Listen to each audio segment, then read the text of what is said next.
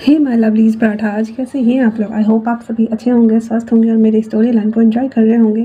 तो जो कोई भी मेरे चैनल पे नए आ रहे हैं, प्लीज़ मेरे चैनल को लाइक, शेयर, सब्सक्राइब करना मत भूलिएगा। अगर आप लोगों को मेरी स्टोरी लाइन और उसके प्लॉट्स पसंद आते हैं तो प्लीज़ मुझे कमेंट्स करके मेरी छोटी सी प्यारी सी यूट्यूब फैमिली का हिस्सा बनना मत भूलिएगा। तो हम chain by my alpha immortal में नेक्स्ट आगे बढ़ते हैं, जहाँ लास्ट पार्ट में हमने देखा था विंग को बचा करके सियांग वहाँ से उठाकर ले आया हुआ था और वो उसे बेड पर लिटा दिया हुआ था। पर जैसे ही वांग जी देखता है कि सियांग उसके पास आ रहा है तो वो फिर गुस्से से सियांग को बांध दिया हुआ था और सियांग बस कुछ बोल नहीं रहा था। वहीं पर वो बता देता है कि आप मेरे मास्टर है और आप मेरे किंग भी हैं। आप ही ने मुझे बाहर पोस्ट के इतना बड़ा किया हुआ है।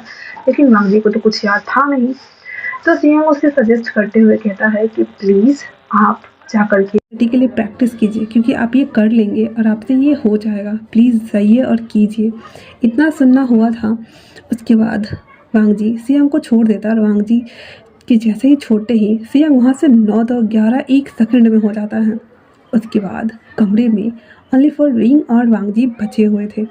वांग जी विंग को घूर कर देखते हुए कहता है, क्या सच में तुम ईलिंग लाओजू हो और मैं अपने ही किंग का दूसरा पुनर्जन्म हूँ? सच में? और वह इतना सोचते हुए उसके करीब बढ़ता जा रहा था। उसके कंबल को हटाता है और उसके पूरे फेस को स्कैन करता है, क्योंकि सुबह में ही उन दोनों के बीच में वो हॉट सा सेशन हुआ था, जिसके बाद वांग जी विंग को एडमायर करने लगा था, उसे चाहने लगा था। और अभी ये सब कुछ वांग जी आराम से विंग को बेड से टिकाते हुए बिठा देता है और खुद भी अपने विचिन को बगल में रखता है और उस बेड पे बैठ जाता है। उसके बाद विंग के एक हैंड को अपने हैंड में लेता है और पूरा चारों तरफ से एक स्पिरिचुअल परफॉर्म करता है। उस परफॉर्मेंस के बाद एक पूरा सर्कल बन गया हुआ था और उसके अंदर ओनली फॉर विंग और वांग जी ही थे और कोई भी तीसरा एंटर नहीं कर सकता था। इवन ना ही सिपू का सोल, ना ही वो जो स्क्रॉल पट्टा था विंग के पास, वो कुछ भी उसे हार्म नहीं कर सकता था, क्योंकि ये दोनों उन दोनों की आध्यात्मिक शक्ति से बना हुआ था। उसके बाद वांग जी विंग के हैंड को अपने हैंड से होल्ड करते हैं और इन अरियांग की प्रैक्टिस को वो परफॉर्म करना शुरू करते हैं। वांग जी को नहीं पता था कि इसे कैसे करना है। वो ओनली फॉर अपने आँखों को बंद करता है, विंग को स्ट्रेट पोजीशन में बिठा देता है और खुद भी बैठा हुआ था। उसके बाद जैसे ही वो हाथों को क्रॉस करके सिंबल बनाना स्टार्ट करता है, उसके मुंह से अपने आप ही वो सभी चैंट निकलते जा रहे थे, क्योंकि वो ऑलरेडी पुनर्जन्म है अपने ही किंग का। इसी वजह से ना चाहते हुए भी वांग जी ये सभी परफॉर्मेंस को as usually as a practice के तौर पे खुद ब खुद घटते जा रहा होता है।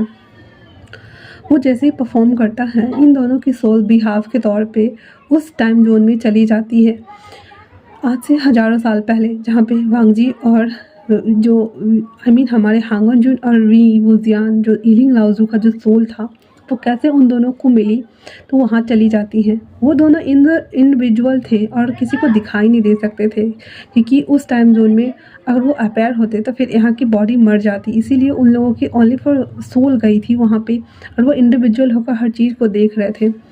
वो देखते हैं कि किस तरह से द ग्रेट हांगन किंग, उसकी सवारी वो जा रही है ताफून माउंटेन की तरफ, जहाँ उसे पता चला है कि वो कल्टीवेशन करके आगे और भी ज़्यादा इमोर्टलिटी को वो हासिल कर सकता है। इसी का मूल मंत्र लाने के लिए वो दाफीन जा रहा था। रास्ते में उसे एक अनजान शख्स से मुकाबला होता है, जो कि उसके किंगडम पर वार करने के लिए आ रहा होता है और हमला करने के लिए, किंग को मारने के लिए, कि हांगन जुन को मारने के लिए आ रहा होता है। हांगन जुन और उस अनजान शख्स के बीच में सबसे लड़ाई भी होती है और बहुत सारे सैनिक को घायल कर दिया जाता है। तभी वहाँ हांगन जुन भी घायल हो चुके थे एक जहरीले तीर लगने के कारण।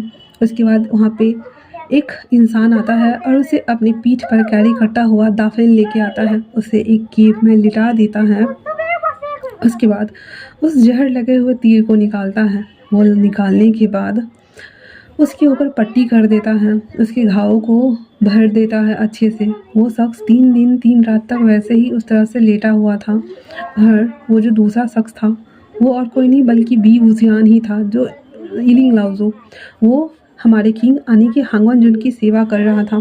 3 दिन बाद जब हांगन जुन की आइज़ ओपन होती है तो वो खुद को देखता है एक बहुत पत्थरों से बने हुए घर के अंदर। वो धीरे धीरे जैसे ही उठ के बैठने की कोशिश करता है, क्योंकि उसका बॉडी ऑलरेडी वीक था। उसे कुछ समझ में आ नहीं रहा था कि वो करे भी तो कैसे और क्या करे। फिर भी वो धीरे धीरे करके उठ के बैठता है और अपने चारों तरफ के चीज़ों को देखता है, जहाँ हर तरफ एक तार के ऊपर बहुत सारे पेपर्स लगाए गए थे। कुछ पेपर हवा में उड़ रहे थे। वो घर थोड़ा अजीब सा बदबू दे रहा था, पर फिर भी वो उठ करके धीरे धीरे करके बाहर आता है, जहाँ पे एक पूरा का पूरा कबीला बसा हुआ था। और उस कबीले में ऐसे बहुत से गरीब लोग रहा करते थे, जिन्हें शायद से बायकॉट कर दिया गया हो समाज के द्वारा। वो उन सबको देखता है और देखने के बाद उसे आश्चर्य हो रहा था कि आखिर वो कहाँ आ गया। तभी पीछे से आवाज़ आती है, ओ तो आपको होश आ गया। ये वॉइस जैसे ही हांगन के कानों में जाती है, वो पीछे मुड़कर देखता है, जहाँ पे हमारा ईलिंग लाओज़ो अपने हाथ में बांसुरी घुमाते हुए बड़े ही स्टाइल से, एक रौबदार तरीके से, जैसे मानो वो भी यहाँ का किंग हो। तो उस तरह से वो चलकर उसके सामने आ रहा था। हांगन उसको आते हुए बस देखता जा रहा था। कह सकते हैं कि हांगन को ईलिंग लाओज़ो को देख करके फर्स्ट साइड वाला लव हो गया था। वो उसको ऊपर से नीचे तक घूर रहा होता है, ईलिंग लाओज़ो। और इस टाइम जोन में ये लोग कोई गे कपल्स या कुछ भी नहीं है। बाद में इन लोगों का जो पुनर्जन्म हुआ है, तो वो अल्फ़ा और ओमेगा है। और इस टाइम जोन में वो लोग अलग ही इमोर्टल वर्ल्ड से बिलोंग करते हैं, जहाँ पे 2 बॉयज़ 2 गर्ल शादी कर सकते हैं। तो वी उसकी तरफ झुकते हुए कहता है, आई मीन कि ईलिंग लाओज़ो उसकी तरफ झुकते हुए कहता है, तो अगर आपका देखना हो गया हो और कुछ कमी नज़र नहीं आ रही है, तो कृपया करके आप बताएंगे हमें कि आप ठीक हैं, नहीं तो हम अपने मास्टर्स को बुला के लाते हैं। हांगन जो कि थोड़े से वीक लग रहे होते हैं, तो वो कहता है, नहीं मैं ठीक हूँ, मुझे बस थोड़ा सा कमजोरी जैसा लग रहा है।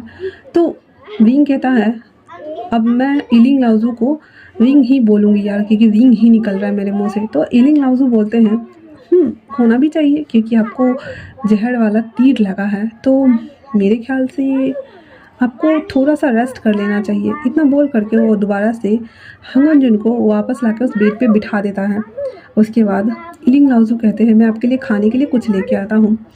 फिर वो जा कर के बाहर से मूली का सूप, कुछ डम्पलिंग्स और कुछ हरी हरी पत्तियों का सैलेड था, वो सब लाकर उसके सामने रखता है। हांगन जब उस खाने को देखता है तो मुंह बना रहा होता है। तो ईलिंग लाओज़ो कहते हैं, हमारे यहाँ यही मिलती है, क्योंकि हम शहर से कोसों दूर दाफेन में रहते हैं। हांगन के कान में जैसे ही ये वर्ड जाता है, वो चौकन्ना होकर के और विंग को देखने लगता है। तो विंग कहता है, क्या हुआ, क्या पहली बार नाम सुन रहे हो? हाँ हाँ सुना भी होगा, वैसे भी यहाँ कोई आता जाता नहीं है। सच कहूँ तो यहाँ कोई नहीं आता, तुम पहले शख्स हो जो यहाँ आए हो। हांगन कहता है, तुम कौन हो? और मैं यहाँ पे मास्टर मो सियानटेंग से मिलने आया हूँ। इतना बोलना हुआ ही था कि ईलिंग लाओज़ो हंसते हुए कहता, अच्छा तो तुम हमारे मास्टर से मिलने आए हो, क्यों? हाँ वैसे अभी वो बाहर गए हैं, जब वो आएंगे तो मैं तुम्हें उन्हें मिलवा दूंगा, अभी फ़िलहाल से ये खा लो। और वो बैठ जाता है। हांगन उस खाना को देखकर तो उसको तो निगलने का मन ही नहीं कर रहा था, पर उसे बहुत जोरों की भूख लगी थी, तो वो जैसे तैसे करके उस खाने को वो खा लेता है। वो खाने के बाद जब उसका हो जाता है, तो ईलिंग लाओज़ो हमारे किसी को ऐसे थपकी बजाकर आवाज़ देते हैं, तो एक आदमी आकर वहाँ से सारे बर्तनों को उठाकर ले जाता है। उसके बाद उसके जाते ही ईलिंग लाओज़ो हांगन के कपड़ों को खोलना शुरू कर देते हैं। तो हांगन अपने कपड़ों को पकड़ते हुए कहता, ये तुम क्या कर रहे हो? हाँ हमारा ईलिंग लाओज़ो कहता, क्या कर रहा हूँ? तुम्हारे पट्टियाँ बदल रहा हूँ, और क्या कर रहा हूँ, दिख नहीं रहा है, और क्या करूँगा मैं? हाँ हाँ। तो हांगन कहता, कुछ नहीं, मैं खुद कर लूँगा। कहता, ठीक है करके दिखाओ फिर। उसके बाद वो सभी चीज़ वहाँ रख देता है। अब वांग जी शोल्डर के ऊपर था, तो उससे हो नहीं रहा था, और हांगन जब वो कर रहा था, तो ईलिंग लाओज़ो को देख देख के ना हंसी भी आ रही थी, गुस्सा भी आ रहा था, और इरिटेट भी हो रहा था। फिर वो कहता, छोड़िए आप, मैं कर देता हूँ। फिर इतना बोलकर ज़बरदस्ती से उसके ऊपर वाले रोप को हटा देता है। उसके पैरों के ऊपर चढ़ के बैठा हुआ था, मतलब बॉडी सटी हुई नहीं थी, पर वो घुटने के ऊपर था। उसके बाद उसके रोप्स को खोल के निकालता है, और वांग जी की दिल की धड़कन, आई मीन हमारे हांगन की दिल की धड़कन 100 के स्पीड से बढ़ रही थी। उसके बाद ईलिंग लाओज़ो धीरे धीरे करके उसके शोल्डर के ऊपर पट्टियाँ कर देता है। उसके बाद बैक के ऊपर पट्टियाँ कर देता है। फिर से उसके रोप्स को डाल देता, कहता है, लीजिए हो गया, आप इसे अब पहन सकते हैं। वांगजी जिसके दिल की धड़कन अभी भी बुलेट ट्रेन से फास्ट दौड़ रही थी, वो ओनली फॉर ईलिंग लाओजू को देख रहा था। ईलिंग लाओजू आंख मारते हुए कहता है, अगर आपको फिर से मेरा घूरना हो गया हो तो ये रॉब्स पहन लीजिए, नहीं तो मैं पहना देता हूँ। इतना बोलकर जैसे ही उसको हाथ लगाने वाला होता है, हांगन उसके हाथों को लेके पकड़ लेता और कहता है, नहीं खबरदार, मैं खुद कर लूँगा। इतना बोल करके और वो वहाँ से जो हमारा ईलिंग लाओजू आई मीन विंग था उठ के खड़ा हो जाता है। फिर हांगन उस रोप को बांध देता है। उसके बाद कुछ देर बाद एक और वहाँ का जो लोकल आदमी था वो एक कपड़े को लेकर के आता कहता है, सरदार ये लीजिए। फिर विंग उस कपड़े को लेते हुए कहता है, लीजिए महाराज, ये आपके कपड़े हैं। और आपको मतलब आपको लग रहा होगा कि मैं कैसे पता चला कि आप महाराज हैं, तो वो बोल देता है, ये आपके कमर का ये जो पट्टा ये लैन क्लैन का है और हमारे सरदार हमें बताए हुए हैं कि पूरे किंगडम पे राज करने वाले ओनली फॉर एक ही किंग हैं और वो हमारे हांगन जोन है, वो भी लैंड कबीले से, इसलिए मैंने आपको पहचान लिया। मैंने सही किया ना? इतना बोल करके ईलिंग लाओजू हंस रहा होता है। वांगजी को पता नहीं क्यों, आई मीन हांगन जोन को पता नहीं क्यों ईलिंग लाओजू को बातें बड़ी अच्छी लग रही होती है। वो सुन रहा होता है लेकिन गुस्से से घूर रहा होता है। फिर ईलिंग लाओजू कहता, हाँ ठीक है, मैं यहाँ से जा रहा हूँ। इतना बोलकर वो बाहर जाकर के खेती बाड़ी करना शुरू कर देता है, क्योंकि वो उतना ही करता था, कल्टीवेशन करता था, खेती बाड़ी करता था और अपने क्लैन के लोगों का उद्धार करता था। वो सभी चीज़ें कर रहा था। धीरे धीरे करके दिन बीत रहे थे, 6-7 दिन हो चुके थे और हांगन जोन थोड़ा रिकवर हो गया था। अब वो जाने को हुआ लेकिन उसका जाने का मन नहीं कर रहा था, क्योंकि इन 7 दिनों में वो ईलिंग लाओजू के इतने करीब हो गया था कि रात के समय अगर उसे ना देखता तो उसे रात को नींद नहीं आती और सुबह सुबह जब उसका चेहरा नहीं दिखता तो उसका दिन नहीं बनता है। आज 7वां दिन था और वो अभी जा नहीं सकता था, क्योंकि वो यहाँ के मास्टर मो सियानट्यांग से मिलने के लिए आया हुआ था और उससे बिना मिले कैसे जा सकता था वो। इसीलिए वो ईलिंग लाओजू से कहता है, क्या तुम्हारे मास्टर आज आने वाले हैं? तो हांगन जोन की बात सुन करके ईलिंग लाओजू कहता है, जी किंग, आज हमारे मास्टर आने वाले हैं। तभी एक आदमी वहाँ भागता हुआ आता है और कहता, मास्टर आ गए हैं, सिफू आ गए हैं, सिफू आ गए हैं। विंग जो था वो हांगन जोन से कहता, चलिए देखिए, हम सिफू का नाम ले रहे थे और सिफू आ गए, चलिए। इतना बोल करके हांगन जोन और ईलिंग लाओजू दोनों वहाँ से आते हैं जहाँ सिफू का कमरा था। सिफू अभी जस्ट आकर बैठे ही थे तो हमारे ईलिंग लाओजू आते हुए कहते हैं, सिफू देखिए मैं किसे लेके आया। जब सिफू वांगजी को देखता है अपने सामने, हांगन जोन को उसका खून खौल गया था और उसको गुस्से से घूर के देख रहा था। हांगन जोन को समझ नहीं आ रहा था कि आखिर क्यों वो उन्हें देखकर इस तरह से गुस्सा हो रहे हैं। फिर भी वो अपने आप को नॉर्मल करते हुए बैठने का इशारा करता है। हांगन जोन और विंग दोनों नीचे घुटना पर एक आसन होता है ना, उस पर टिक के बैठे हुए थे। उसके सिफू मो सियांगट्यांग बोलता है, बोलो कैसे आना हुआ? तो वो बोल देता है कि मैं यहाँ पे कल्टीवेशन के लिए, वो जो आपके पास रहस्यमय किताब है ना, मुझे वो जानना है, पढ़ना है और मुझे उसका जो मेथड है वो जानना है, तो प्लीज़ आप मुझे बताइए।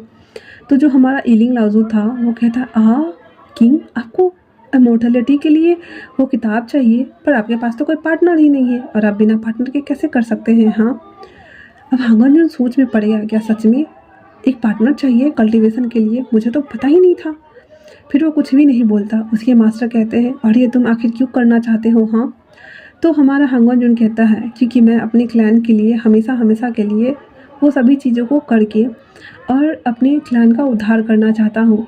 वैसे भी मेरे दादाजी कल्टीवेशन में उत्तम थे और वो इमोर्टल थे और वो यहाँ नहीं है, पर हाँ मुझे पता चला है कि आप ये करवा सकते हैं, इसलिए मैं आपके पास आया हूँ। मो सियांगट्यांग वांगजी को घूर कर देख रहा होता है, वो भी गुस्से भरे नज़रों से। वो कहता है, ठीक है, आपको यहाँ रुकना होगा, तभी तो आप कर पाएंगे, और हाँ आपको एक पार्टनर भी चाहिए, तो आपकी नज़र में कोई है? और वो विंग की तरफ इशारा कर रहा था। हांगन जोन तो पहले सोच रहा था वो किसी करे, फिर वो कहता है नहीं है। तो फिर मो सियांगट्यांग कहता है, क्यों ना आप मेरे इस विंग, क्योंकि उसका डिसिपल्स था, तो कहता है मेरे इस डिसिपल्स के साथ कीजिए, क्योंकि यन और यांग मिलकर ही आप इमोर्टलिटी की तरफ ले जा सकते हैं। ओनली फॉर कोई यांग फिर या फिर कोई इंग इमोर्टल नहीं हो सकता है। अब हांगन जोन कंफ्यूज हो रहा था, तो उसकी जो मो सियांगट्यांग था बातों को क्लियर करते हुए कहता है, कभी कभी क्या होता है कि एक फेमिनाइन सोल मैस्कुलिन के बॉडी में आ जाती है, तो वो मैस्कुलिन बॉडी में रहने के बावजूद भी उसके सभी जो स्पिरिचुअल गुण होते हैं वो एक फेमिनाइन के होते हैं। उसी तरह से ये जो मेरा डिसिपल है ईलिंग लाओज़ू, देखने में तो एक मैन बॉडी है, पर इसके अंदर की सारी पावर एक फीमेल जैसी है। और आप खुद एक अल्फा किंग हैं, तो आपके अंदर ये सारी एबिलिटी है। तो क्यों ना आप मेरे इस डिसिपल के साथ में इन और यांग की प्रैक्टिस करें। पहले ये प्रैक्टिस कीजिए, अपने आप ही आप इमोर्टलिटी की तरफ चले जाएंगे।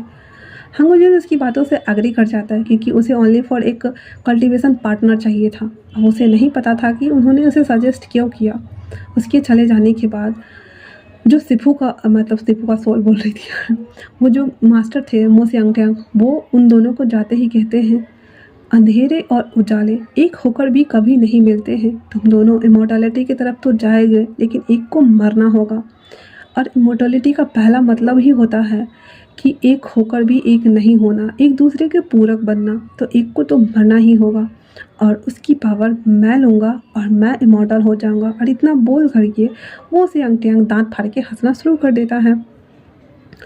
रिंग ईलिंग लाओज़ू को थोड़ा अजीब लग रहा था। क्या मतलब, वो तो बस उसकी हेल्प करने के लिए किंग यहाँ उठा के लाया, लेकिन इमोर्टलिटी के लिए वो उसका पार्टनर बनेगा। अब पार्टनर से उसे लग रहा था कि वो मेन और वीमेन वाला पार्टनर, तो उसे थोड़ा अनकम्फर्टेबल फील हो रहा था। हांगो जून उसके चेहरे पे बजे हुए 12 को देखते हुए कहता है, क्या हुआ, तुम्हें मैं पसंद नहीं हूँ? हांगो जून की ऐसी बात सुनकर विंग कहता है, नहीं ऐसी बात नहीं है, आप किंग हैं और मैं यहाँ का एक नॉर्मल सा इंसान हूँ। मैं तो बाहर की दुनिया से बिलोंग भी नहीं करता, और हमारे यहाँ के सभी लोगों को लोग काला जादू करने वाले समझते हैं। सबको लगता है कि हम काला जादू करते हैं और लोगों की दिन दुनिया को बर्बाद करते हैं। तो फिर आप मेरे साथ कैसे ये सब कर सकते हैं? इतना बोलकर वो चुप हो जाता है, क्योंकि विंग के दिमाग में ईलिंग लाओज़ू के दिमाग में ऐसा कुछ आया ही नहीं था हांगो जून को लेकर। हांगो जून, जो कि अभी जंगल के बीचों बीच में थे, उसके दोनों हैंड को पकड़ते हुए कहता है, विंग, मैं तुम्हें पसंद करता हूँ। मैंने जब पहली बार तुम्हें देखा था ना उस केव में, तभी से मैं तुम्हें पसंद करने लगा हूँ। अगर वो मुझे नहीं भी कहते ना तुम्हारे साथ कल्टीवेट करने के लिए, तो आखिरी ऑप्शन भी तुम ही होते मेरे विंग। विंग ये बात सुनकर इतना शर्माया था, भाई साहब शर्माया था कि वहाँ से भाग ही गया था वो। हांगो जून उसको जाते हुए देख करके स्माइल कर रहा होता है। उसके बाद वो वापस से अपने कक्ष में आ गया था, क्योंकि उसे कल से कल्टीवेशन शुरू करना था। सबसे पहले उसने एक तितली पत्र लिखा। पत्र लिखकर अपने क्लान में अपने अंकल को भेज दिया कि वो नहीं आ रहे हैं। अंकल बोल रहे यार, वो अपने पिताश्री को भेज देता है। इस वर्ल्ड में उसका अंकल नहीं है। उसके माता पिता ओनली फॉर हांगो जून ही थे और कोई भी नहीं था, इकलौता बच्चा। उसके बाद वो पत्र में लिख देता है कि उसे कल्टीवेशन करने के लिए रास्ता मिल गया है और वो अभी वही करेगा। तो कृपया करके आप लोग क्लान को संभाल लीजिएगा जब तक कि वो वापस लौट कर नहीं आ जाए। इतना बोल करके वो वापस से मेडिटेशन करने लगा। शाम के टाइम में जब विंग उसके कक्ष में आता है, तो हांगो जून अपने कपड़ों को बदल रहा होता है। विंग तो उसके लिए खाना लेके आया हुआ था, और जैसे ही वो देखता है वो पलट जाता है। तो जैसे ही हांगो जून को एहसास होता है कि पीछे कोई खड़ा है, वो उस ओर मुड़ते हुए कहता है, विंग तुम यहाँ? विंग अपनी कपकपाती हुई वॉइस में कहता है, जी किंग, वो मैं आपके लिए खाना लेके आया था। और वो टेबल पर रख के वहाँ से जाने लगता है। तभी हांगो जून उसकी हैंड को पकड़ते हुए कहता है, क्या तुम मुझे देखना नहीं चाहोगे? इतना सुनना था कि विंग उसकी सांसें अटक गई थी, और वो कहता है, क्या मतलब? हांगो जून कहता है, कुछ नहीं, जाओ। तो आज के लिए इतना ही। कैसा लगा आप लोगों को ये पार्ट? अजान शुरू हो गया है और मैं आगे रिकॉर्ड नहीं कर पाऊँगी, सॉरी। Thanks for watching.